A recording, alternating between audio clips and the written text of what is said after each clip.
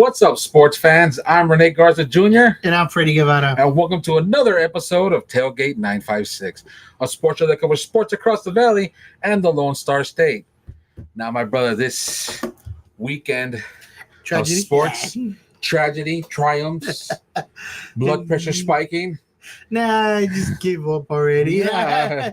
I'm like, that's it. It's already over. Nah, we'll get to that in a bit, though. Stick a fork in it. Yeah. But before we get to that funeral, apparently, let's give a shout out to our sponsors.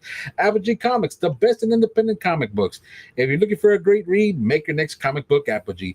Visit Apogee Comics all throughout social media and on their website at www.apogeecomics.com. And Rick's Auto Shop for all your auto repair needs. Located on Indiana Street in Brownsville. Now let's get started on the show, man. Boop, boop, boop. First things first. Baseball news. Yeah, baseball news. 150 days left till the opening day with the Astros and Mets, and I am looking forward to it. And I don't know if we brought this up, but there was good signs of them re-signing one of our favorite players. Oh, really? It was I think they were gonna go ahead and instead of letting him go because they gave him a farewell. Oh, Mr. What's it called? I'm sorry, his name or the one I have his shirt.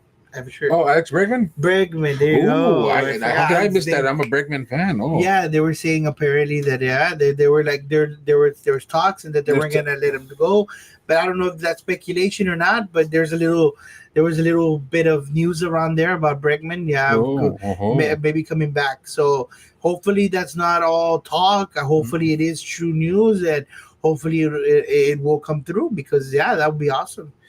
Ooh, from what I'm seeing, Astros legends pushing hard for Alex Bregman reunion. Hopefully so.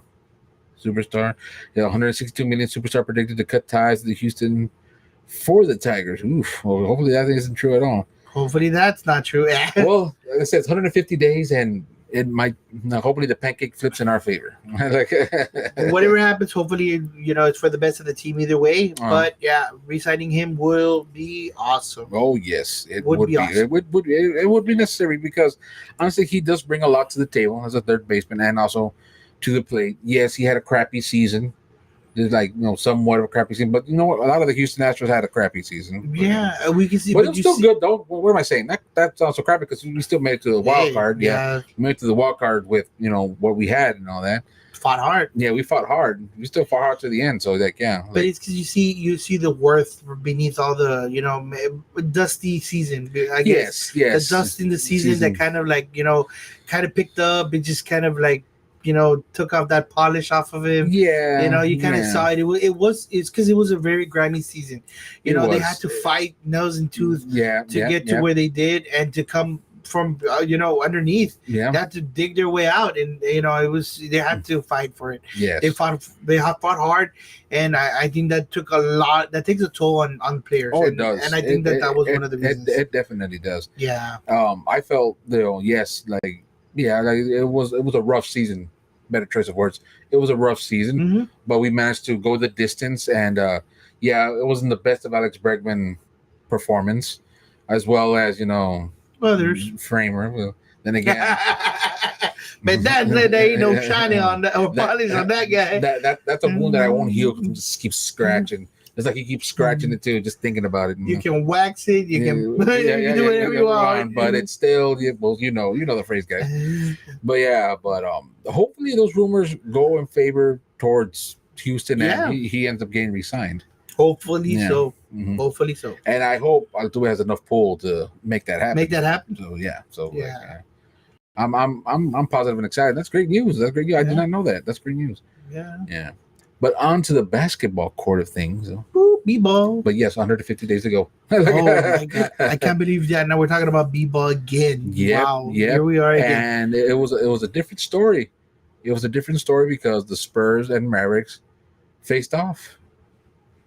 The contenders for the NBA Finals went up against the prospective Spurs, who supposedly had a better team this season. Well, I mean, Mavericks are to me it's still too early to tell. They're a top contender team, I would say. Mm-hmm. So fighting off of Spurs fighting them off and having the squad they did, Mhm. I think it would have probably been worse off last season. But I feel like they did pretty well considering they played against the Mavericks. Oh yeah, definitely. But I felt that they lost momentum towards the end. They I don't know what it's they lost faith in themselves because that loss was pretty well, it was 120 to 109. Like the Maver like Well, by half they were only winning. They were actually winning by winning 2 points. Yeah, yeah. I mean, nonetheless. And I have a theory that like hopefully it's not true for what I know is these past games because they also faced the Rockets and I saw something similar almost happening Hmm. between them. But like in this Mavericks game, like I don't know what happened that they just sort of gave up. I don't know why. Maybe they're having problems closing out the game. Yeah, yeah. Like I feel like they probably gassed out too early because between Chris Paul only had 3 points, 7 rebounds, 8 assists, one steal. Like it was alright. It was decent. When Miami had 17 points, 9 rebounds, 1 assist. Although their 3 point average, from what I've seen, that got on my nerves a little bit because there were a lot of bricks. There were a lot of bricks, enough bricks to build a house. Let's say that there were a lot of bricks, and I felt that the team in general, like the points made here is right here, like field goal range, there were 39 of 86 when the Mavericks had 42 or 102. Like there's a big difference right there. And the field from 3 points made attempted 12 of 36, 19 of 44. I feel that they're risking the ball too much. I guess it's hard headedness, determination. I feel that they should attack the paint more between them. Get those 2 points. Yeah, get those 2 points. Like more of a defense and rebounds. Because believe it or not, one thing too was penalties, like turnovers. They turn over the ball a lot. And Well, with the that shots missed. yeah, and that's what helped. That's what helped the Mavericks. And maybe it's just game one jitters of everyone just finding chemistry, or maybe feeling that what maybe this season's finally started. There's a whole new ball game. So many people like jump ship. So many people are like, oh no, it's tank season. All right, tanking season it is. Like, why? What kind of fan base is that? Hey, stay strong, man. Stay strong. It's just one game. They were like, okay, they're gonna take fire Popovich and all that, blah blah blah, yaggity schmaggity. Well, I mean, in certain circumstances, I can maybe see, things. But I thought, yes, it's too early, and I thought one season's, hey, you got to give the guy one season, man. Yeah, exactly. And to be honest, I mean, it's the beginning of the season, but in all fairness, Luka is just awesome. 34. He averaged 34 points a game. Yeah. 10 rebounds. I mean, the guy is phenomenal. He came back. The average point per game, like pretty much, Luka took the whole. I mean, Luka's Luka. You know what I mean? Yeah. Luka's Luka, and he could. I'm awesome, and it's awesome that he's continuing from where he left off. Yeah. And even though they did lose against the Suns. I saw that. They said 114 to 102. Hiccups happen. Yeah, at the beginning of the season. Yeah. Can't win them all. Yeah, it's gonna be rough, and I think until the mid-season you'll probably have a better, really good understanding. Yeah. And even then, things can change from 1 week to another. Oh yeah, definitely. I know tomorrow they face the Thunder, so that's gonna be one. Thunder. Yeah. But I feel that's gonna be a win towards the Mavs. Yeah, and I think they played today too against the. No, today it's game 2 of the Spurs and Rockets. But I also thought that the Mavericks played today too. No, from what I've seen, let me see their schedule. Clicking on their schedule. Clicking. I think it was Grizzlies or something. I believe Grizzlies. No. Today is 28th. Yeah. Oh no, you are correct, sir. They're going up against the Jazz. There you go, Utah Jazz. Yeah, Utah Jazz. And they're 0-2 right now too. Yeah. So that looks like a good win. Hopefully. A good game to sharpen the tools a bit. Yeah, sharpen the tools, get a little with the chemistry and everything with the new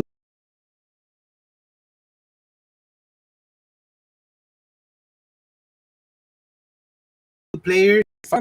My notes, in this case, offs. Yeah, offs. the guy like Luka, you cannot. Yeah, I'm definitely seeing something like that. They're gonna go to the playoffs. So like, Yeah. I'm positive in that aspect. Yeah, And we need the Spurs and the Rockets right there with them too. I know, Man, I know. and they should have like last it year. sucks because they play in the same conference. It would have been good. Yeah. Wouldn't it be great at NBA Finals, but just in Texas? Texas, just a Texas team. Right, just both Texas teams going at it. Yeah. Well, I mean, this season too early off. Like they started off playing against each other. So like today, like tonight, they're playing each other. Yeah, well, Rockets at and least we get that enjoyment. Spurs. Yeah. But can the Spurs pull it off though? Yeah, Can, I mean, can the Spurs pull it off? What were we talking about? Because the Rockets are they're not no pushover, man. No, last time what were we talking about? You were saying that they blew up what lead? No! This is a game between the Rockets. The Rockets caught up. They won by 3. Yeah, the Spurs won by 3. The won by 3, but they had a 20-point lead. Yeah, definitely, They had a definitely, 20-point and lead. it was something to like. If you're a Spurs fan, you're biting your nails, and if you're a Rockets fan, you're still biting your nails. You're still biting your nails. But if you're a fan of both teams, like us, we're comatose. But you know what? That's great news for the Spurs. At least for the Spurs, is great news that they won. Yeah, great news for us too, because as a Texas, overall Texas team that we like, it's another team that is competitive in competitive mode. Competitive. Both teams, both teams had a lot. Green, he signed a new contract, 26 points. Wow. Segun, 12. Van Vliet, 5'3". Although Dylan Brooks, I feel like he's the new Draymond Green. Because he was already coming to blows with Victor already for the jump ball. Yeah, although you gotta play. But then again, that guy's always getting in the fist fights. But there's no I in team, sir. There ain't no time in team, sir. Yeah. But you know what though? Either way, boy can still play. Yeah, no, he defends his team to the T, and for that, bravo. Sir. No, Victor is a great player. Great player. And Dylan Brooks as well too. Yeah. No, definitely. Yeah. I mean, I can't wait to see the season how it unfolds with everybody, the new chemistry, the new dynamics of how they work together and pull it. I mean, they're only gonna get better. So, but they played tonight actually at 7, and almost that time. Rockets and Spurs. Who do you think is gonna take it? You think the Rockets are gonna get their vengeance back? I think that the Rockets are gonna go ahead and take it only because of, like I said, like the Spurs are still working on improving. They're still working on the chemistry. The Rockets overall, each player I believe that they have good players overall. They don't have a star player, but what they lack in a star player, they have overall. They make it up as a team and whole. Yeah. So pretty much they're all stars, of course. Yeah. And you know what? I agree with you because the Vipers, come on. Definitely. The Vipers, man. That's where these guys come from. Yeah. Much, yeah. So it's gonna be a good game. It's gonna be a great game. Yeah, it's gonna be a great game. I expect it as close as last time. Or it's probably gonna be the opposite. It's probably going to be the one where they're going to lose by 3 in the Rockets. I agree with that. I agree. Close, but on the opposite direction. Yeah. But when it comes to the Spurs and player stats, I feel that they need to attack the paint more, get more on rebounds, get more on defense, and quit making those penalties. Quit fouling, because that's hurting the team. They had when the last game they had 10 turnovers. 10 turnovers. Yeah. What is that? What is it like? It's. Oh, sorry, misspoke. That they had more. That's 17 turnovers. Oh, like I heard the wrong part. They have, and it's ridiculous, guys. Come on. Penalties is discipline. Penalties are discipline. Yeah. The turnovers, the shots. If it's not working, you gotta quit while you're ahead. Yeah. You're like, no, like if I keep going at this, eventually they're not gonna see it. No, they're seeing it. They're seeing it, and you're just hurting yourselves in the team. So you're doing the same thing, and you're expecting a different outcome. Yeah, it's not working tonight, guys. The definition of insanity. Yeah, let's try something else. But I honestly feel that the Houstons are still. I mean, the San Antonio Spurs are still pretty much, like you said, getting the chemistry together, forming a team as they like to be solid. Correct. It's not a tanking season as what many people suspect. I mean, far from it. You can see the success. Yeah, you can see the success. Right now. You can see. Like, I know it's one game. Well, it's actually been 2 games already. Two, But you can see it. You can see it. Like, yeah, the three game. of you are the Rockets. Oh, the 3 of you are the Rockets, of course, yeah. But when it comes to the Spurs, I feel that their momentum and the determination that they had, like it's there, but it's just something that in the second half, the third quarter, they just start. Well, I mean, part of the like, I think that they're having a problem closing the game, and part of that is again going back to the Mhm. chemistry, the working together, Yeah, and getting a feel for your teammates and getting that chemistry going and functioning. I yeah, guess functioning as a team yeah, together, and I think that's part of the thing that they're going to go ahead and need to do. yeah, Part of the chemistry and try to see maybe if they might need to go ahead and swap players a little bit more. Maybe that's what they need. Hey, you know what? For closing, save some of the star guys. For save some of the A team. The backups. Just go ahead and give us a certain break during the middle of the game. yeah, yeah. Before the second quarter ends. And a little bit after, maybe the third quarter starts, I don't know, and then that way they can close out the game with a little bit more freshen up. Mhm. Uh, Maybe something like that. They need to find what works for them, and Yes. I think that that's what's needed right now. Mhm. It's still, I think it's again, and that's the only bad thing is that last year was a new team, and now we have a new team again this year. And you Mhm. said, I feel like it's a new team, the chemistry again with Mhm. the Spurs. I feel like they have to go back to zero, back to formula. Back to Back to formula. formula. So getting everything back together, with Yeah. the chemistry and Mhm. everything of what will work, what will not, and that's what's going to give them a bit of a hiccup right now at the beginning. Mhm. I think that that's what's going to be affecting them right now. But once they get that ball rolling, that Mhm. chemistry going, that Yeah. whatever it is, that spark that needs to go ahead and help them out, they're gonna be wow. They Yeah. should be a good team. Yeah. And this season, it's barely wrapping up. It's barely starting. Yeah, it's barely And we're started. and we're in for a ride from all 3 teams. Yeah, Mhm. at least like I said, all teams are starting off strong. Oh yeah, definitely. They all start Strong. off strong. Yes, yes, they Yeah, did. they have lost already, each one of them. Yeah. But I mean, for one, the beginning of the season, and second, either way, you can see potential. You can see that it's not gonna be last year's season, No. at least for the Spurs. In my case, that's what I reference. Yeah, yeah. And for the defense of the Spurs, like they went up against a team that were in the finals. True. That not only that came back even sharper and better. Yes, the Spurs, they've got new players. That doesn't mean they can't, but still they already have a team that's pretty much solid. And it So that 109-120 record, like the score from game one, like yeah, it hurts seeing that as a Spurs fan, and it's great seeing that as a Mavericks fan. yeah, but we go back to the same thing. It's like we're not even saying that they're not as good or not better. Yeah, They just need to go ahead and figure it figure it out. out. Mm-hmm. Figure it out They need to because you figure it never out. know. Towards the middle of the season, we might be seeing a different ball game. Oh You will yeah, see him again, yeah. come against the Mavericks again. It It could be might, a different it ball might, game. yeah, it might flip. It might go the opposite. It might go to Spurs' favor, and then they start rocking, the NBA, the court. Yeah. Exactly. Mhm. So I mean, that's what I mean. Everybody looks to be going at a good direction. Direction. Yeah, and I totally agree with you on that, Fred. Yep. Definitely on Freddie. Well, off to the gridiron. Where's the violin? Oh, The smallest violin. it's been an honor, my friend. Yeah. Yep. Talking about tanking seasons. Talk about tank. Yeah, yeah. Indeed. Talk about wasteful. I don't know. I guess bags of money, wasting money, Mhm. wasting time. Oh, we'll start with the bad news. Okay. Well, Well, I don't know. I guess we'll start with it because I mean, this week, like I mean, we'll go ahead. Guess we'll go ahead and more into detail regarding. mhm. But yeah, we need to go ahead and we have a lot to talk about both teams. Oh yeah, both teams indeed. Yes, indeed. Both Both teams. Yes. Shall we start off with the interview from Dak, the Sure. Cowboys? Yeah, let's go right ahead. Alrighty.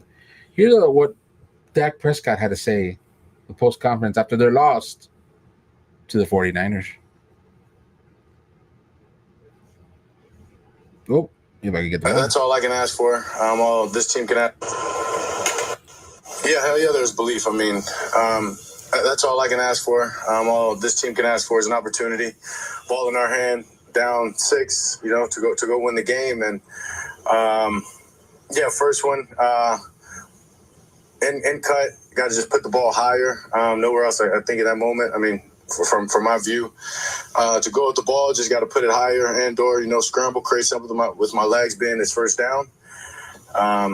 The second down play, they did a good job. Took Ferg away underneath, kind of bracketed this corner route, forced me out of the pocket.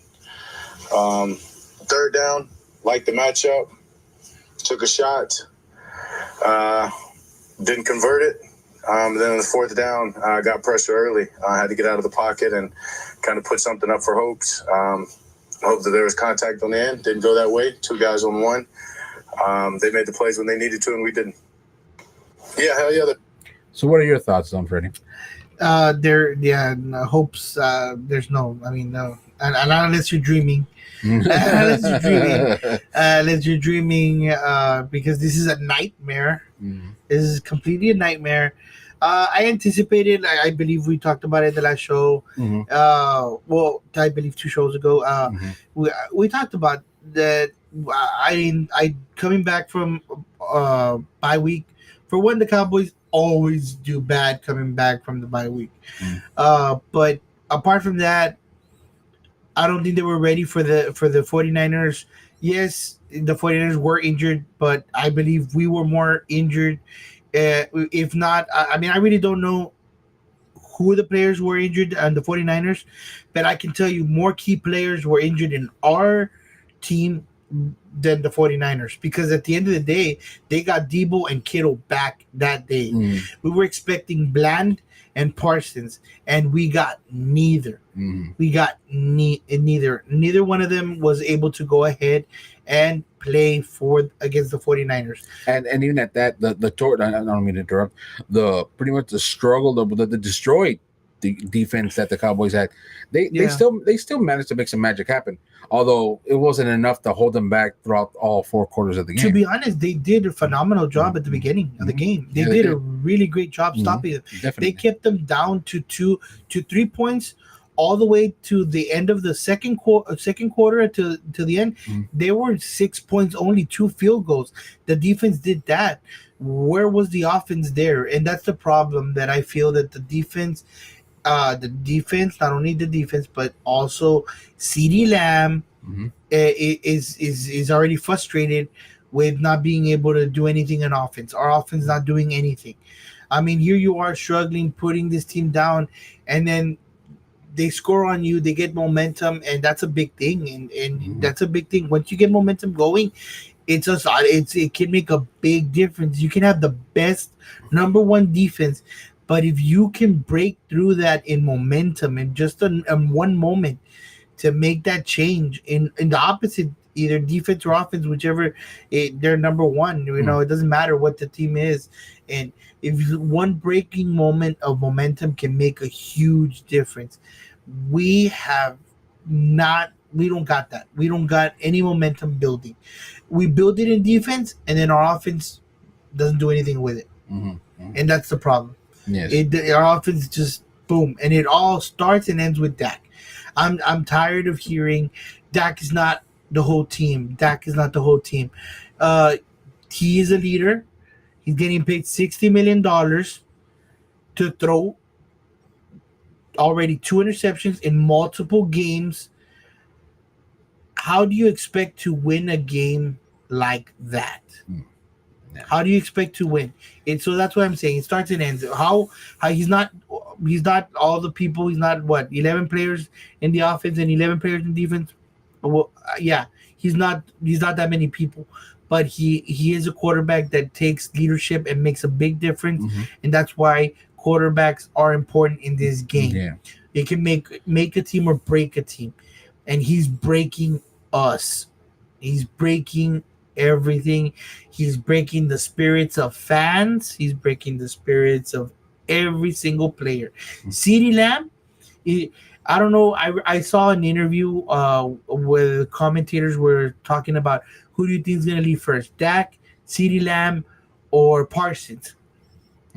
Somebody said that CeeDee Lamb will be the last one to go ahead and leave. First will be Dak, then Parsons, then it will be CeeDee Lamb. Mm-hmm. I don't think that's true. CeeDee Lamb looks tired, frustrated. Mm-hmm. I mean, I don't blame him. I don't blame him. He's getting criticized and he's doing his job. How do you criticize somebody that's not doing their job and then defend them? And he's getting paid like a lot more on top of that. Yeah. And then like CeeDee Lamb, here you go. He gets the ball. You can see him struggling and trying to come up and get extra yards past the grab, and he's trying to do his job. And people are criticizing. That's amazing. I'm astonished by the criticism that CeeDee Lamb is getting because of that. You know what I mean? Yeah, and then it's true because, like, honestly, was it around the fourth quarter? Like, I guess you saw that spark. There's still that spark of this team being solid. It's just something went wrong. Something went wrong, and I feel that maybe it was the game against the Green Bay Packers that broke their spirit a little bit, because it hasn't been the same. People have been, fire everybody, fire Mike McCarthy, which I'm kind of started to be on board about. But the 24-30 score, like, compared to how it was with the 10-27, like it's right there. Like, you expected a blowout. Like, usually all people expected a blowout from the 49ers against the Cowboys, how it usually goes. You know what I mean? It was going to be rough, but we managed to, yes, we lost, but it wasn't by that much. Well, I can tell you now. Although I'll give it to you, that last drive with Dak, Dak it up. Yeah, of course he. When the balls, he says right there in the interview that all we need is a chance. That's all we can ask for. Mm-hmm. Well, yeah, that's all you can ask for. But if you blow it all the time, I mean, what do we expect? How many chances can you ask for? Yeah, exactly. Yeah. He's got quite a few for game winners, and he's messed them all up. Yeah, because the first quarter they didn't do squat, and the offense didn't do it. No. Well, they scored. Second quarter, it was a touchdown and a field goal. Third quarter, that's where the tragedy happened, because the 49ers got 21 on us. Yeah. And in the fourth quarter, that's when we're like, okay, there might be a chance, that glimmer of light. But that last drive, as he was saying in the interview, it was a lot of bad mistakes that he chose, because he chose a man that was double coverage, and I seen, like, I don't know who it was that was open. I don't even know it was. No, someone was open. The first one was almost picked. The first throw was almost picked. Yes, it was almost picked. I'm like, oh, there it goes again. Yeah, and even the commentator was saying that's that they could get a better view of the different cameras. Uh-huh. Who the was he throwing to? Yeah, who was he throwing to? Because I was like, whoa, who the hell was there? Yeah, there was nobody there. Yeah. And once again, he's all like, well, I need to throw higher. No, that's what everybody's been saying. It's finally clicking. Like, it's finally clicking. I'm like, you know what? I think so. Looking around, I think it should throw higher. I think CeeDee Lamb was onto something. He was yelling in my face to throw higher. Yeah, like you were right, CeeDee. You're right. You know what? Yeah, you were right. I apologize. Yeah. Although, like I said, yes, you just say it's frustrating. It might be true, but at the same time, during plays, CeeDee Lamb, like, he was all smile, kicking for joy. Although I don't know, what's smiling, kicking for joy, thinking, okay, I'm finally going to leave this team, or smiling for joy that maybe momentum is finally picking up. Because the bad thing is that, like, the success on the end, at least he it's different when you feel, at least, hey, I did my part. Yeah. And he did it. He listened. Yeah, he listened. You don't have remorse when you left what you can on the field. Uh-huh. When you did what you could on the field. Oh yeah. You leave without remorse, and that's what I think. And on top of that, I wouldn't blame. I mean, I'm a Cowboys fan no matter what. Mm-hmm. But I wouldn't blame CeeDee Lamb if he left. I really don't blame him. Mm-hmm. I completely agree with him and his decision if he would leave, because anybody would be frustrated with somebody who just constantly throwing picks, not getting the success when he was on. And like you were saying earlier, this is not the same thing. It's the Green Bay that broke them. Honestly, maybe it could be. Maybe it could be that's why Dak is like this, but I have other suspicions. Mm-hmm. I have other suspicions that it's because he finally doesn't have the tools that he usually had every year. Mm-hmm. He had a bunch of tools every year. He had like great receivers left and right. Mhm. Gallup, I mean, was like a really great receiver. He had receivers left and right that were really good. He had a running game before that was okay. It was at least pretty decent last year. Yeah. Great the year before with Zeke and Pollard together. But at least the running game was there last year. Pollard could run on the field in the red zone. You know, when it was time for him to do his part, I mean, he didn't do it.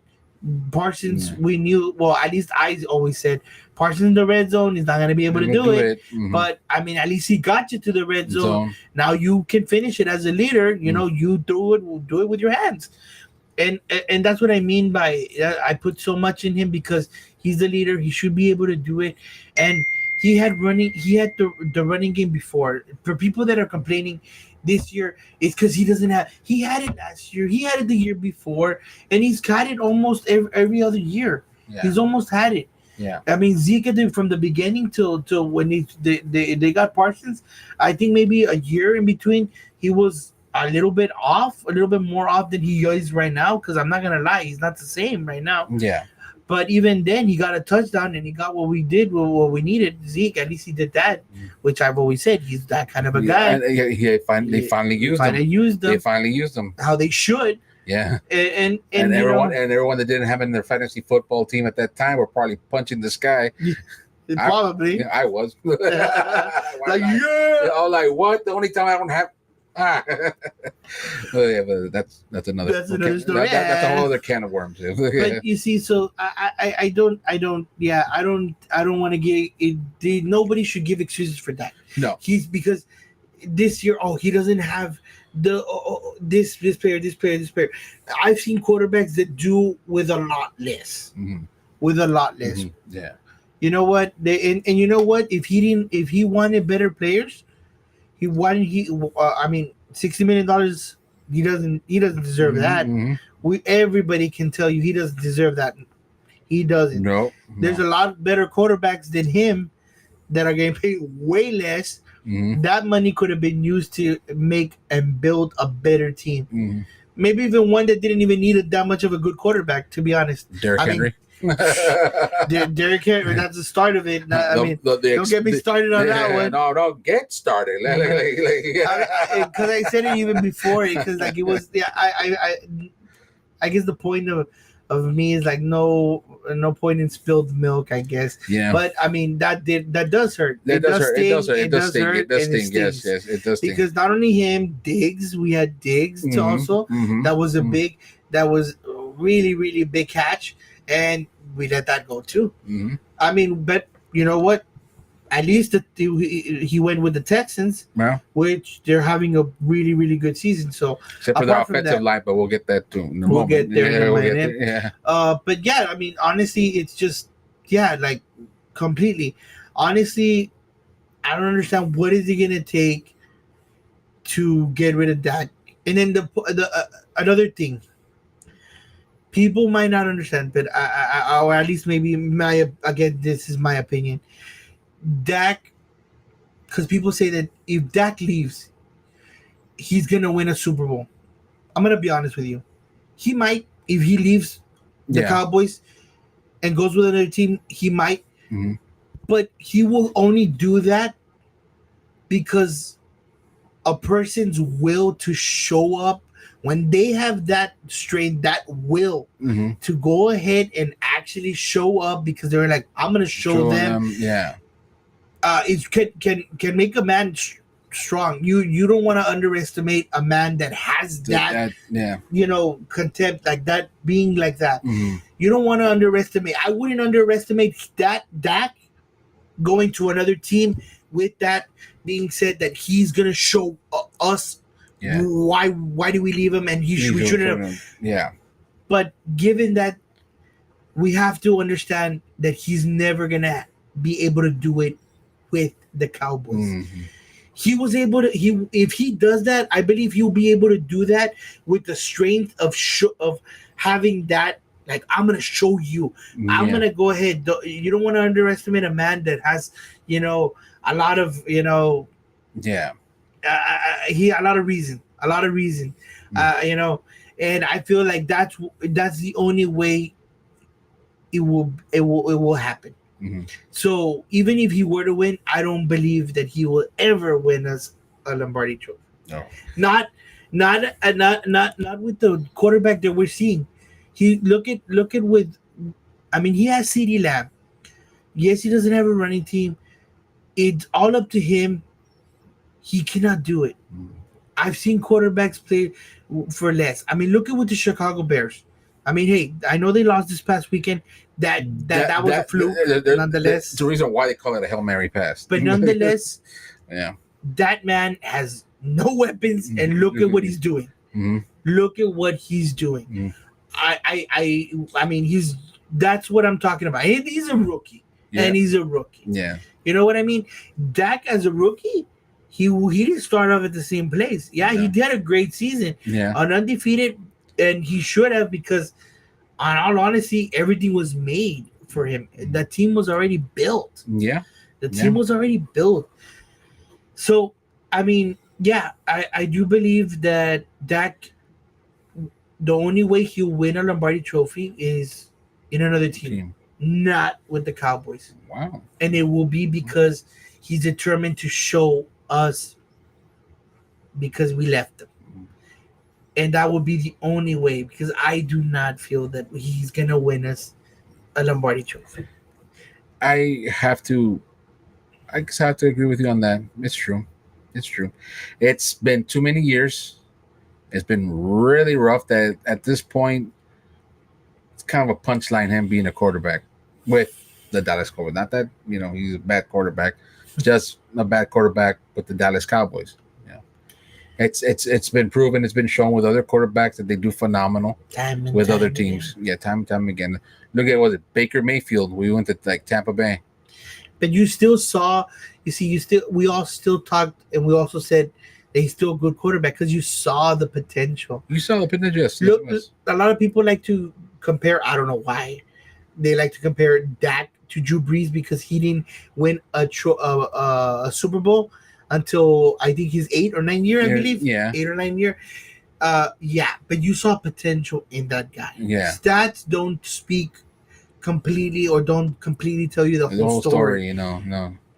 Like Drew Brees, you saw potential in that guy. Mm-hmm. You could see his throws. He made things happen. He won games when the ball was when it was up to him. Yeah. When the ball was in his hands, he won the game. Yeah.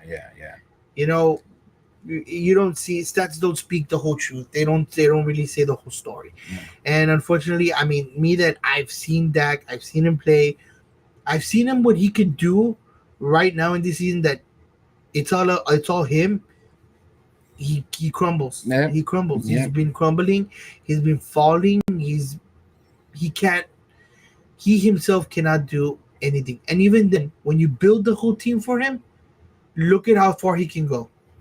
Yeah, That's what I'm saying. Yeah, so a lot of people that make up excuses for him, that say, "Oh, we don't have a running game." He had it. Why did he do it the year before? Why didn't he do it last year? Why did he do it the year back before that? Why didn't he do it other years? That he had a more accomplished team, because everybody can vouch. Mm-hmm. Anybody that says that he didn't have a complete team other years, or at least one out of the other years, why didn't he do it then? Why didn't he do it? Yeah. And I don't know what people are seeing that are still defending him till now, that he does not make up the whole team, and that it is not his fault. He's thrown up to 6 picks in his last, I think 6 picks, I believe, in his last 3 games. Yeah. That's ridiculous. Mm-hmm. How do you expect to win? No, yeah. No, I agree with your frustration. Oh, I'm frustrated with and you. I'm forgetting sacks. Oh, he loves taking those sacks. Yeah. They're not sacks from behind. They're not sacks that are coming quick. He has time to throw, and it's ridiculous. He doesn't throw the ball away. Throw the ball away, man. Mm-hmm. Throw the ball. They're coming right in front of you, and he's trying to run. I've seen that. I've seen that a lot of times. Yeah, I've seen. Try to do the real breakaway from the. I've seen you can't. How many times has it worked this season? 0. Yeah. I know it's worked other times. I've worked other years, but it's worked when it scrambles and you're one and not in the middle of the pocket. Yeah. When it's in the middle of the pocket, it's almost hard. It's rare for you to escape because with one, you feel one impact, you're gonna feel another one coming. Yeah. Oh, quick. definitely. Oh, yeah, definitely. Because it's in the middle, in Yeah. the pocket, you know. Yeah. But you know, I mean, that's another thing. I mean, he's got to stop taking those sacks, throw the ball away, Mm-hmm. at least give Aubrey a chance to kick those field goals, man. Mm-hmm. Mm-hmm. Mm-hmm. Jesus. Mm-hmm. But well, I mean, I like I said it. I think that it's it's a done season for the Cowboys. They do they have a chance still? Yes. Yeah, there's a lot of season left still. There's a lot of smoke coming out of the Mhm. Washington Commanders. Although at the beginning of the season they looked very promising, that win was just a fluke. That win was just a fluke Mhm. against the Bears. So, are you really? I mean, I'm gonna be honest with you. You always, of course, choose a win over a loss. Mhm. You always want to choose the win over a loss, Uh-huh. whether it's luck, whether it's whatever. You always choose, but you need to think: are you content with that win? Mhm. Are you going to be able to reenact that every time when you need it? Are you going to be able to do that? I don't think so. So the Commanders need to go ahead and I think that you know the Commanders are not far away within our grasp, and they're within our division. Yes, yes. They're within our division. So the Cowboys do have a chance, and the Eagles as well. I know we're doing bad, Mhm. but the Eagles are not doing so well either. Yeah. So I mean, they're within our grasp, and they're within our division. Mhm. So Yeah, I feel that the momentum shift might change with this upcoming game with Atlanta, because in 2018, the Dallas Cowboys, the same thing, same score, 3-4 in the hole, but they managed to change things around during the season. They got who they had, Amari Cooper. They had Amari Cooper, yeah, from the Raiders. Yeah, they just yeah. oh yeah, you're talking about when Cooper came in. Yeah, Cooper came in. Yeah, it totally changed the momentum. So maybe they might get a diamond in the rough. Maybe something might happen. We're not getting Amari Cooper back because he's comfortable in Buffalo. But like we might get someone spectacular. Something might happen. The momentum might change. The mood, the winds might shift in the favor for Dallas. I feel, although that's like, and I only say this because yes, we did lose to the 49ers, but it wasn't a blowout either. And they had two of their star players come in. So that says a lot too. That says a lot too. Yeah, I felt that they were a more complete team because they had more star players that they needed out on the field than we did. And that's my point. So and also with a lot of injuries, we still managed to almost catch up before Dak it up. Because the reason I say that is because yes, I agree with you in the same fact that Dak Prescott is not the quarterback that Dallas needs. I don't know what potential. I think it's only Jerry Jones that sees the potential in him. But like something gonna change. The winds are gonna change. Something's gonna shift and change these rest of the season, because we're like halfway through the season almost already. We're about halfway. We still have a lot. We have a whole other half to go. You might make it to the wild card. We might even make it to the first round one. If it's one and done, hey, at least we made it. I'm gonna be honest with you. We make it to the playoffs. I call that a win, a successful season. That's right. I mean, because to be honest, the season we're having, I'll call that a successful. And you know what? It's also like I'm already saying they already lost one. But like if it was one and done, think about it this way, Dallas fans. Mike McCarthy's gone. There's a whole bunch of other quarterbacks out there. I mean, coaches out there. And I want that gone too. There are a lot of other coaches out there that will probably pretty much, and with that rumor saying Jimmy Johnson, that might come into fruition, and we might get something cooking. I actually would like to see that more intrigued. Jimmy Johnson becoming the general manager. Yeah, that's what I mean. Like there was also a Bill Belichick. Also, a conversation where either one of those would be able to go ahead and become a general manager, rather than leaving it letting I think him go McCarthy, because honestly I haven't seen something that I mean, to be honest, I mean the plays are there. The plays are dead before the ones that are ruining us are dead before they even get done. So you can't really say, oh, that was a bad play, or that was a good one, or that was smart. That was not smart. I mean, the plays are there. They don't even get completed before they mess up. And here's the other thing that I had an issue with yesterday's game: time management. Oh, Time management, bro.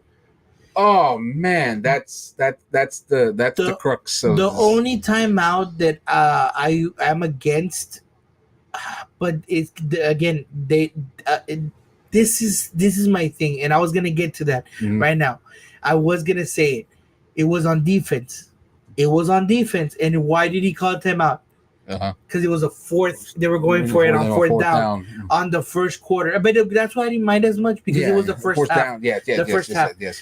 That was the only timeout, and I will agree with you.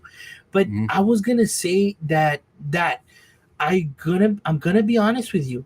I will say, apart from all the negative things that I said about our ex defensive coordinator, now with the Redskins, I saw our defense a whole lot more aggressive and a lot more, play.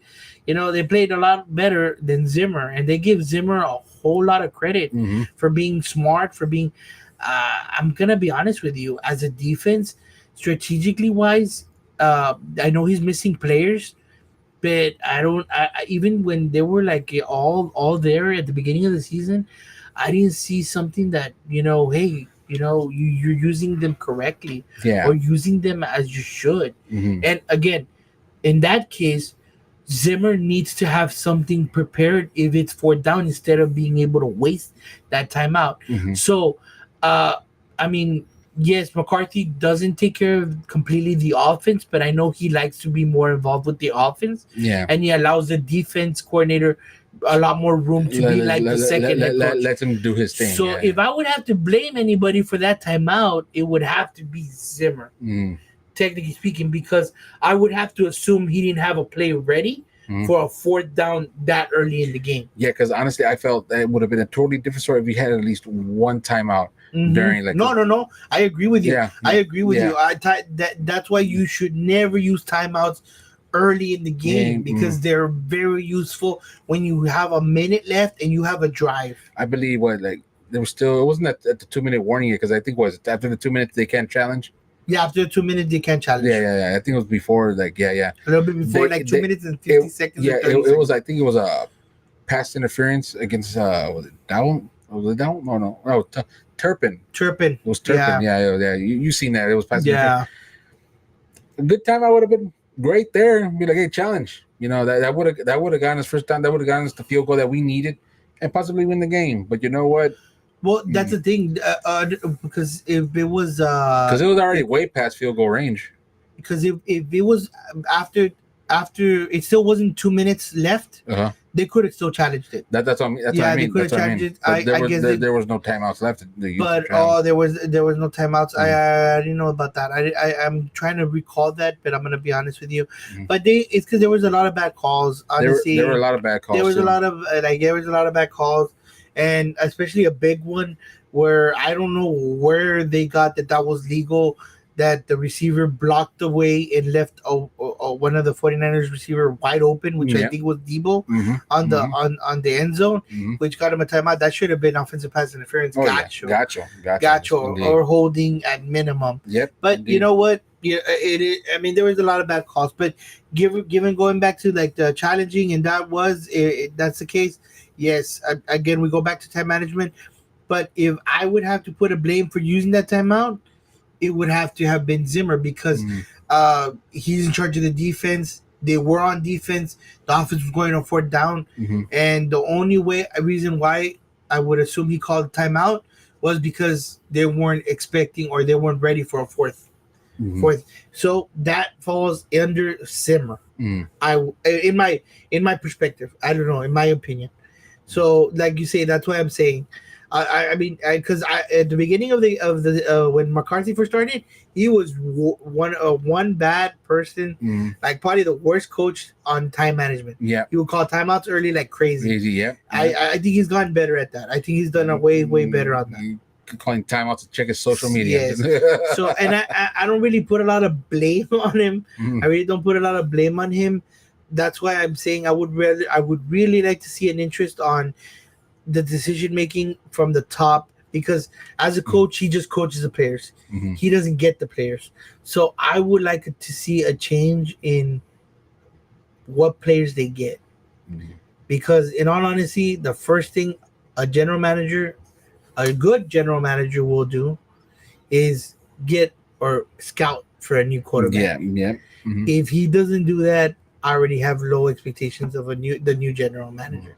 If they were to come get one, I honestly feel like he's no we're getting something. We're getting something. Hopefully that the one from that post he had sent me before, the one that Jerry was talking to Ewers. Yeah. Again, we go back to the same thing. What did I tell you? Yeah. I don't know if I said it on the show or not. We said it off camera. I'm like, if and then like us with our luck, I'm sorry to say, I'm not saying that Ewers is gonna be a bad quarterback or he's not meant to be great or whatever, but I would put more money on Arch Manning versus Ewers. And I was saying, like, of course, being a Cowboys fan, Jerry Jones is gonna go for Ewers versus Arch Manning instead of getting Arch Manning. Instead of getting a freaking Manning, you're gonna get Ewers. Like, instead of getting a Manning, really. That blood is gold. I think you automatically get a Lombardi trophy as soon as you get a Manning. I think he comes with it already. I think he comes already with a Lombardi trophy. Oh man, but hopefully that mistake doesn't happen and something. I hope it's just rumors. It's just rumors, but yeah. Well, yeah, because again, all speculation aside, it was like a little, your article that. Yeah, he was targeting Ewers. He was talking to Ewers, and he was trying to see if, I guess, because he's gonna be in the draft this year. Yeah. So I mean, I can't. I guess beggars can't be choosers at this point. I'm gonna be honest. That's why I said what I said about Jacksonville's quarterback, Trevor Lawrence. Yes, because whether he's a good fit or he's as bad as Dak, I don't think he can be worse than Dak. I really don't think so. No. I really honestly believe that at least he cannot be worse. I would say that Jacksonville pays him 4 years, for 4 years, or and we give him Dak. Yeah. Hey, you get Dak. Just pay Lawrence his 4 years so he can be with us. Which he probably take maybe 10 million, maybe 20 million. I don't think so. I mean, hey, just pay that. You get Dak. I mean, you want him Dak. Everybody says he's great. Remember, commentators say he deserves the 60 million. You're getting a $60 million quarterback for 20 million. So I mean, hey, and even if it doesn't turn out to work or function, I think a change needs to be made either way, and that is what I mean. And then, given those 4 years, guess who's on the draft after 4 years? Arch Manning. So I mean, there you go. I mean, that's right there. But I believe that now or next year, I mean, I think a change really needs to be made. No, whether honestly at this point, even if it would be a bad change, honestly, at quarterback, I honestly would take any change right now. I need to see change because that's the only faith I have. Honestly, that would renew at least a part of me to have faith in the Cowboys a little bit more, because right now I'm done. I'm all out of faith. I'm all out of belief. I'm all out of these guys are not cut out this Sound like an year. Air Supply song. Yeah. I'm not in love. I'm not lost without you. I need you to get lost. I need you to get lost. You ain't answering text. You ain't answering calls. You ain't answering squat. I am serious. And you know what? I mean, I agree. I just agree with that, with what I said, with needing a change. I totally believe that is something we need drastically. A change. Yeah. A change. Mm-hmm. Pero bueno. But that remains to be seen. Pour my heart out. No, there you go. Los hagamos. But like I said, a lot of season left. Things can turn around. People can be signed. Let's look forward to it. That can have more interceptions. That or less. Or less. There you go. Just glass half full, buddy. Glass half full. The Houston Texans. I mean, they're doing the great. Houston Texans. Awesome. 6-2. Awesome score. It was a close game, a closer game than I thought, but it was a great game nonetheless. They were at the half. They were really on it. It would have been better. Yeah, yes. You know what? Like Joe mentioned, had that little hiccup at the red zone. Yeah. That interception. It would have been there. But you know what? Either way, we still came out with the win. It would have been a lot better if we had a better offensive line. Because honestly, the offensive line is atrocious. It's atrocious. And there's one I feel that I've seen that's to blame, and that's Kenyon Green, who got benched. And the name that escapes me was replacement, but he ended up getting concussed, and he ended up going back in the game. Because there were like 2 or 3 snaps that, CJ Stroud was on fire. He was on fire. And then, the guy who was like, he got hurt. His guard got hurt. They put this guy back in, and what ended up happening? The sacks continue. Sackamania. I know that even Pierce, I was like, man, is that Pierce? Yeah. I don't know what they put in his water, man, but that guy was running. I was like, is that Mixon or Pierce, man? Yeah. Who knew who that was? Mm-hmm. Mixon also had a great game, though. I'm not taking away anything about Mixon. No. He always does great. He always does great. He always does great. He always does phenomenal. But what's the one that really surprised me was Pierce. Mm-hmm. Pierce was really running there. Because Kenyon Green had this to say during that interview, because they had benched him. Okay. And I honestly expect that the Houston Texans are probably going to cut him. But maybe they might have pulled it off. They're probably going to hold on to that trigger because of the concussion. So who knows? He had this to say. If I can get some audio going here. Oh. Can you focus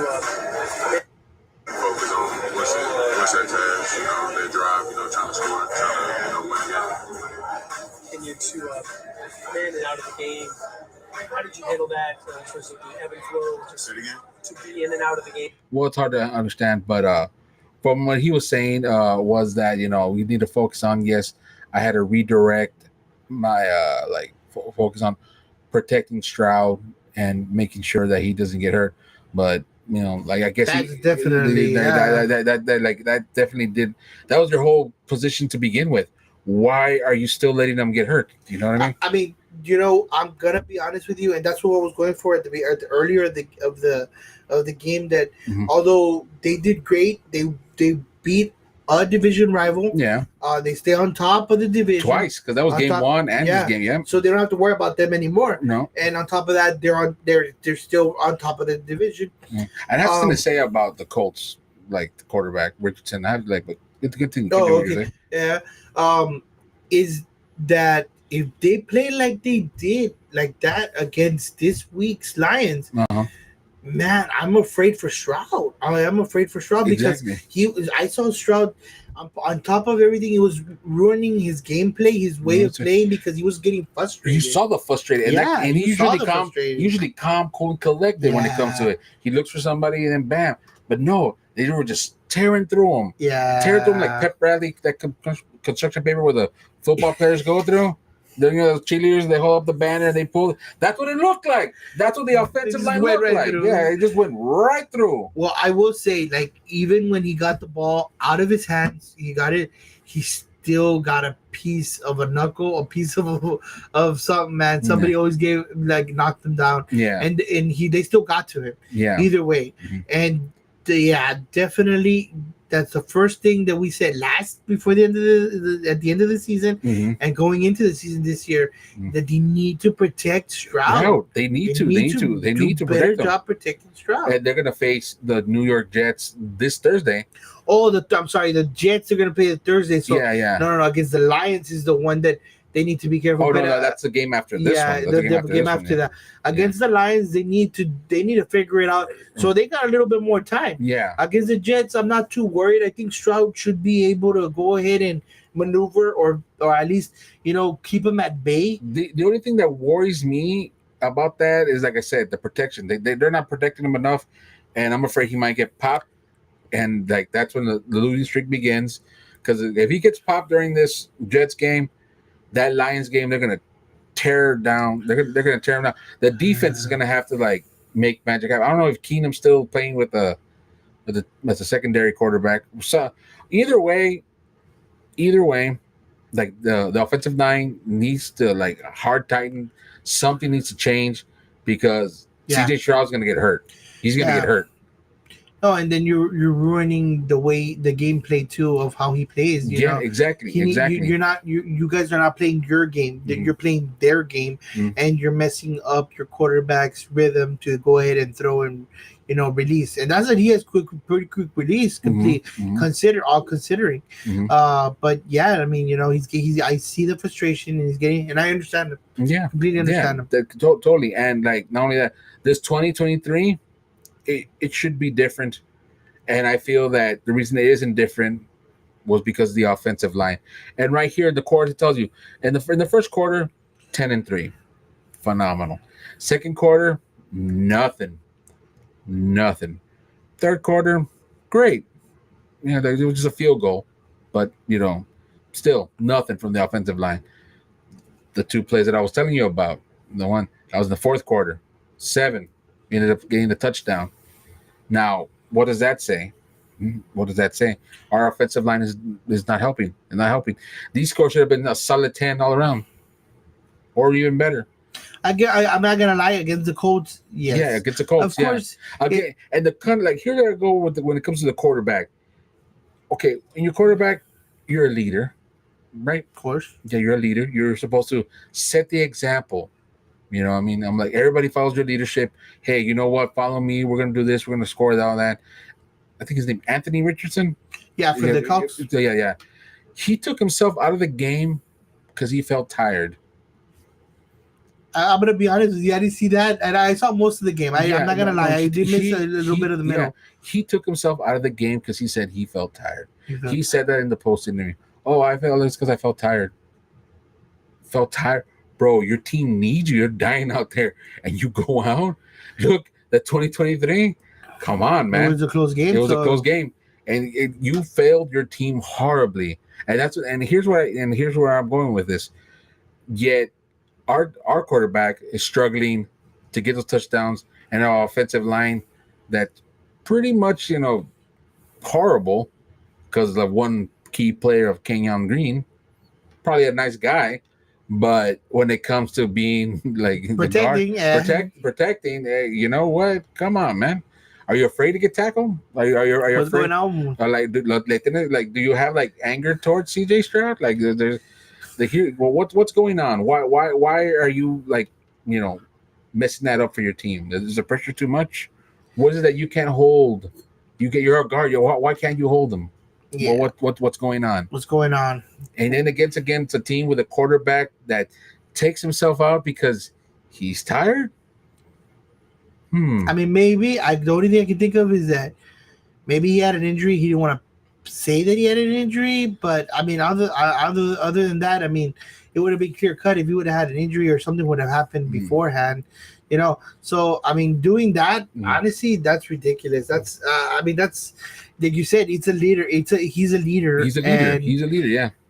A leader always wants to be in the game. Always wants the ball in his hands. Always wants to be the one to be able to win the game. You know, and that doesn't sound like a true leader, and that's wow. That surprises That's me. a and you know what? Because of those comments and because of his attitude towards that, it like for I'm finding out right now here, to breaking sports news here, they're not committing to him as a starter because of that.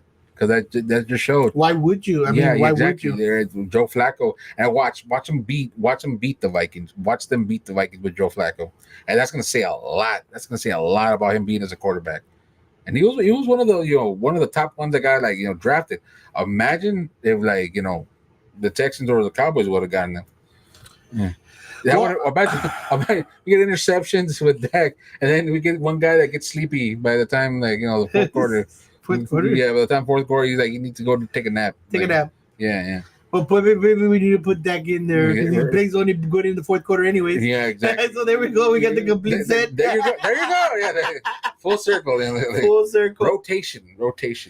We got the whole full circle. Well, you know what? I mean, honestly, like I said, I believe we just need to change good or bad. Yeah, so, and you know what? And here's the thing that when it comes to the offensive line, when the Texans played the Packers, it was 22-24. They were close games.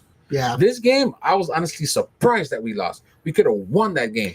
But if you would have seen it, the way the offensive line was, no. I did see what I did see that Stroud was getting frustrated. He was getting hit, pummeled left bad. and right. Yeah. He had a run in one play. Yeah. Because they weren't guarding him. Yeah, no, actually, he ran quite a bit. Yeah. Because the same reason. The same reason. It was crumbling. It was crumbling. Wet paper. Mm-hmm. Wet paper. That's what it was. The thing that I will give them is because the Colts, and it was a difficult game, is because, like I said, Colts did their division. They play them twice a year. Mm-hmm. So they're the ones that know the Texans better. Was it like Taylor and Downs? They're good. No, definitely. They were the thorn in the defensive side. Although the Texas defense, bravo. They did good. Bravo, guys. Oh, I think I smell an award coming. So, but who knows? Stay tuned. Yes, they were able to hold them back enough. They held them back enough for Stroud to go ahead and for the offense to be able to go ahead and get that extra, field goal. Apparently, whatever it was. But in other words, they got the win, and that's what matters, and that's what it takes, both offense and defense. Yes.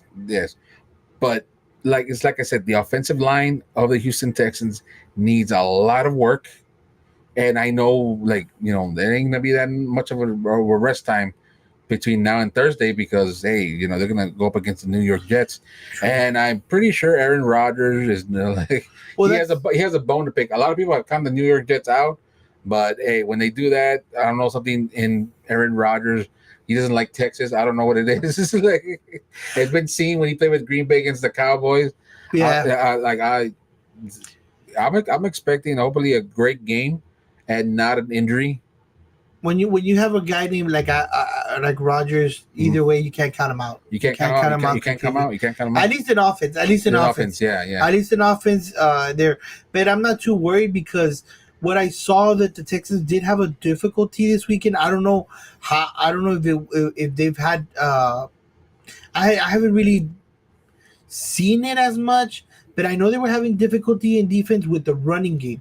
Uh-huh. They kept on allowing the running game, and they got from the Colts. I don't know if they've been having a lot of issues, or maybe it was just the Colts running back. That was go ahead. Mm-hmm. But either way, their secondary was complete, so that's what would be more scary. Yeah. In Rodgers' case. Peachtree and Sting, they did their best when they came to the plays. Yeah.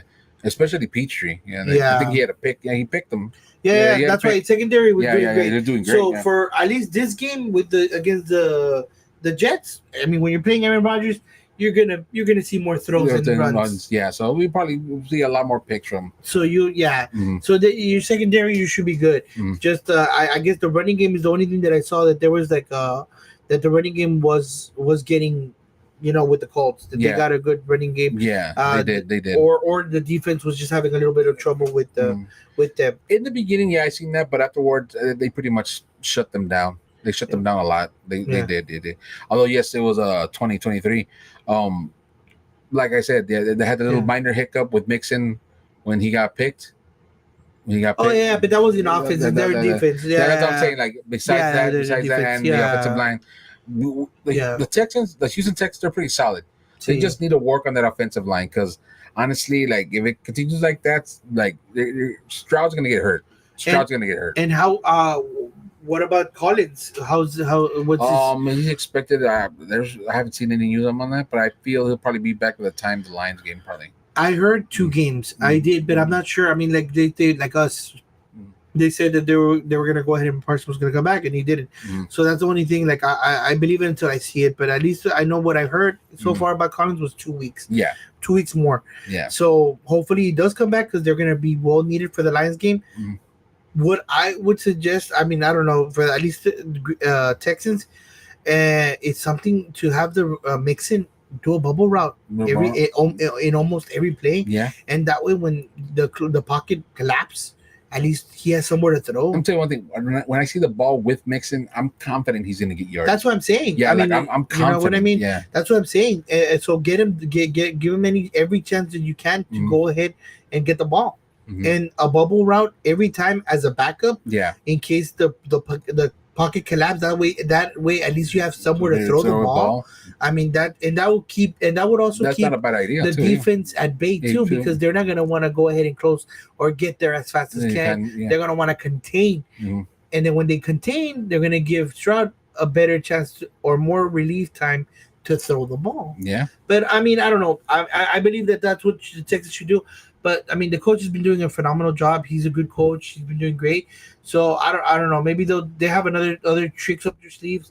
But that's just something that I personally see. Something's working with like like something's working. I just think they need to put Mixon like as much more involved as much as possible, and I would put him as a bubble route in almost every play, so that way when the pocket can collapse, everybody's coming to attack or blitz on Stroud. He has somewhere to throw. I agree, and I hope when it comes to the knee injury that Diggs had, hopefully he might take him out a couple of games. Who? Diggs.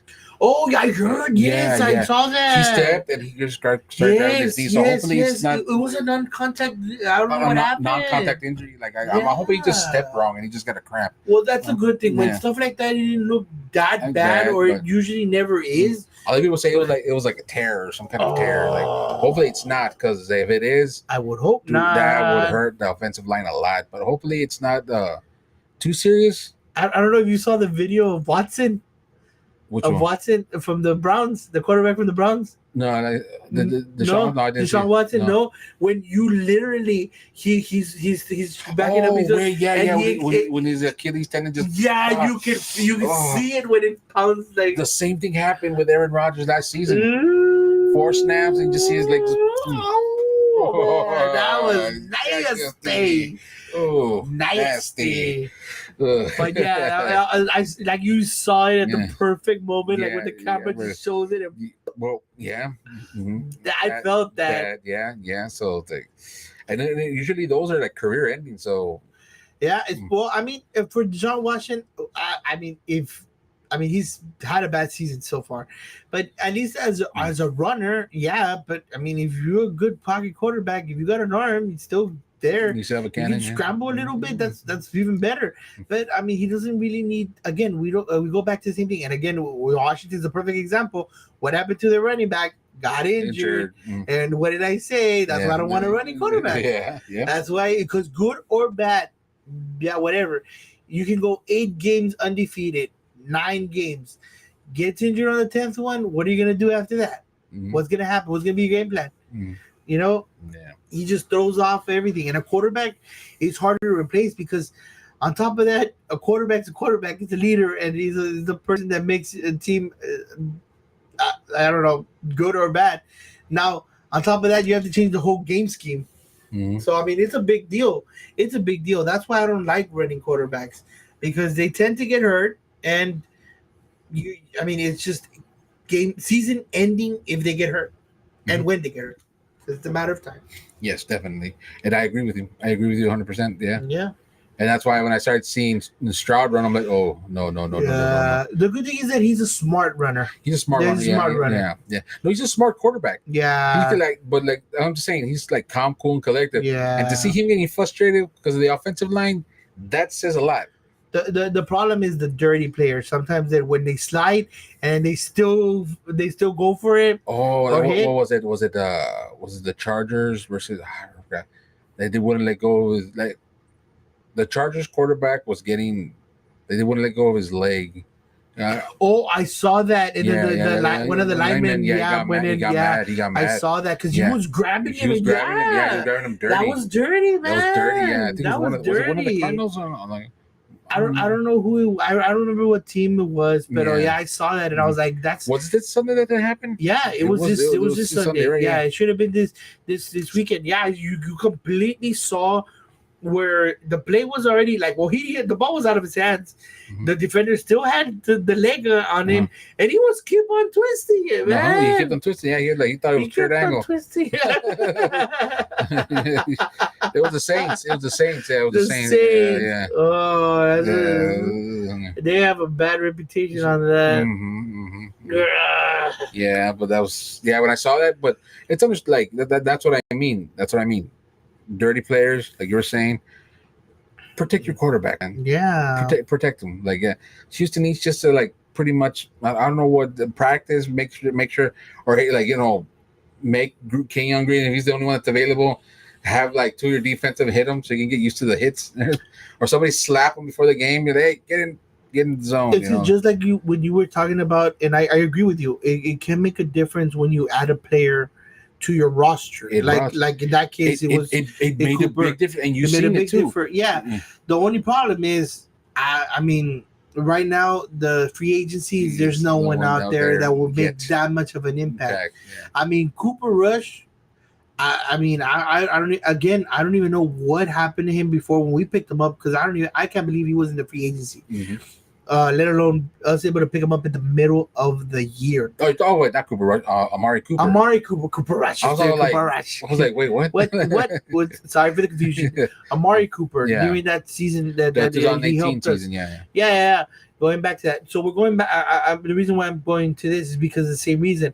I mean, and even then, it's easier to pick up a lineman, I feel. Yeah. But they should look into it, and maybe they can find a diamond in the rough. Maybe somebody that didn't get drafted. Yeah.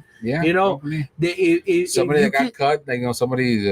If he's making that much of a difference, and you saw a big difference when somebody else came in and protected Stroud, that's eye-opening, and you need to move on that. You need to move on that because hopefully they do. You got the Jets. Yeah, I think they got for the defense of the Jets. Mm-hmm. I'm more scared of their offense than their defense. Here's the reason why I say I'm scared, because like last time when the Texans had faced the Jets, that's when Stroud got injured.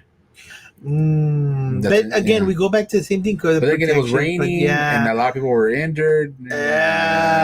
I mean, that and well, it wasn't that bad of an injury because he came back after 2 games. Yeah, but that's too. But the game after that's the Lions. He missed 1 game only. No, he missed. I think he missed 2. Yeah, I think he missed 2. He missed 2 because I remember that. Yeah, I think he missed 2. Yeah. Well, either way, like I know he came back in time to beat the Colts and to get in the playoffs. I know that much. I know he played the last game, and they whooped on the Browns, baby. Yeah, and then they beat the Browns in the playoffs last year. So, but I don't think if they did hurt, if they were effective last year, I don't think they're as effective this year. The defense, their offense it's Aaron Rodgers, and I mean they do got Devontae Adams in defense. I mean in offense. So I think I would be more afraid and more prepared in the offense and the defense. I think the line should be able to at least do their part in this game, but nonetheless, if they can't do it by this game, they need to do it by next game for sure. For sure, they need to go ahead and get that done. If it passes the concussion protocol, his name escapes me. The one that got injured, but yes, the one that they had benched Green for. Yeah, it was his backup. But his backup. I mean, his backup should be. Yeah, hopefully he's good enough to play. Maybe they can play him, man. If he can pass, and he's doing good enough. Because I mean, I don't know, man. If that improves big, that's a good thing. Mm-hmm. That's a great thing. And you know what? Hey, that's what the middle of the year is for. Middle of the season for, to make and correct mistakes, get better, and if they can do that, that's already better. Yeah, it's already a lot better. Way better. That's already a lot better. Yeah, definitely what they need. and they will correct one of the mistakes that they need to correct. Yes. Well, my brother, it's time for our favorite segment of the show. Ponte pilas, pilas, pilas. And ese es mijo, mijo, mijo. We need those big batteries. Put them in there. Really get them in there. Well, this is our favorite segment where we cover who needs to work on their stuff and who's doing a bang up job. Now, my brother, good news or bad news first? However you want. I always love asking that question because we always go with the bad news. Yeah, I want to go at a good note, man. All right. I like being positive as much as possible. Would you like to do the honors this week? Well, I guess so. All right. Give me the drum roll. In today's Ponte Pilas award goes to Dakota Prescott. Why is that, my brother? Why is that? The Cowboys, although yes, it's a whole team on the defense. Also, I mean, they did their part. It was their part in the failure of losing this game, but they're only going to get better. I mean, they got Parsons out, Lawrence out. I mean, Kendricks. Yeah, Bland is going to come back to the mix. If he doesn't make an impact, at least he's going to be rotated. They're going to be more fresh secondaries. You got a lot more to look forward to in the defense. Mm-hmm. Offense is what it is. Mm-hmm. It's already what it is. And one of the things is that Dak is continuing to go ahead and for 3 games in a row, 2 interceptions. How do you expect to win? How do you expect to win? Sacks. All the time. I don't know how many sacks he already has accumulated. I lost count. He has more than that in more than 4 sacks than interceptions. Yeah. And he himself is bringing down the team. Mm-hmm. He's bringing down the team. He himself is bringing down the team. I don't know, again, protecting why people are defending him. He himself is bringing the team down. Put somebody else, or you tell me, if you don't put some other quarterback in there, they would do better, or they won't do better. Oh no, I agree. You know what I mean? At this point, like as you were saying earlier, like at this point, it's shown that he's not all these years. Yeah, the whole Drew Brees thing. Yeah, but Drew Brees, you could still see like he was still making production. He wasn't throwing picks every single game. Everybody expects a pick now. Everyone's waiting for it. He's waiting for it. It's like a signature of his. This isn't an Oprah show, man. Yeah, you get a ball. You get an interception. Yeah, you get an interception. Yeah. Come Even on, the fans man. throwing him at the fans, but at the same time, like I said, like, it's gotten to a point now that it's kind of a punchline. It's his signature, and what kind of signature is that as a quarterback? That's your signature. Yep. Picks. And you know what? This is not the first time. Mm-hmm. Even last season, he was leading in interceptions at the beginning of the year, and calmed down and alleviated the second half of the year. They did better, but it's not the first time he continuously makes interceptions. Yeah, I don't think he's going to be able to do that this year. That he's going to be able to stop making interceptions. Mm-hmm. Maybe he'll throw one, but I don't see them stopping anytime soon. He continuously seems to be making the same mistake. He reads defenses in I don't know how he reads them. Mm-hmm. He throws them right at it. I don't like the way he puts the ball most of the time. Mm-hmm. He does put it in a good position at times. But yeah, no. I just don't think Dak is the quarterback that we need. No. I don't think he will be, and I don't think he will bring us the Lombardi Trophy. Mm. And like I said, that's why he deserves the Ponte Pilas. Those a huge one, those square ones, big old battery. Just big old battery. At least 4 of them. like them old school Game Boys. Call him Buzz Lightyear. To infinity and interception. Yeah, pretty much. Well, drum roll for the SSBCO award.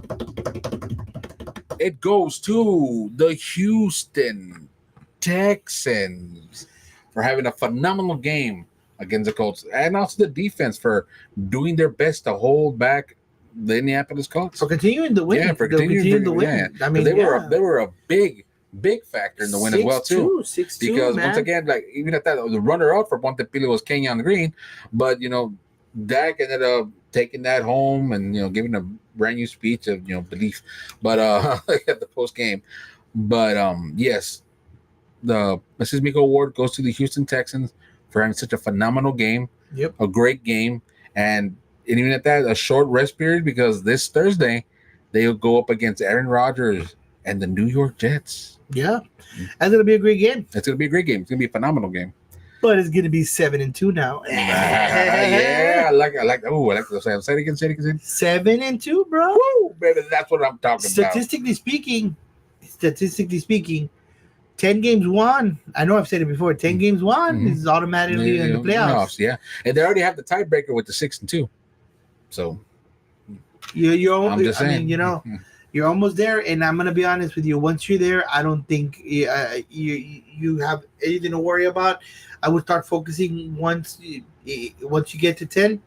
Is just focus on the playoffs. Yeah, focus on the playoffs and focus on fixing that offensive line. Staying healthy and fixing your problems. Yeah. Staying healthy and get ready for the playoffs. Because everybody's seeing that, and what's gonna happen? They're gonna blitz, tear through it, injure your start quarterback, and then you're up creek without a paddle. I'm not gonna lie, Stroud has a big target in his back. Big target. Especially with a line like he has. And we talked about this during offseason too. Yeah. He's gonna get a big target back because he's a clutch quarterback. Especially now that he's known in the NFL. Yeah, exactly. So it's gonna be a good game. It's gonna be a good next couple of games. But hey, let's make it 7-2.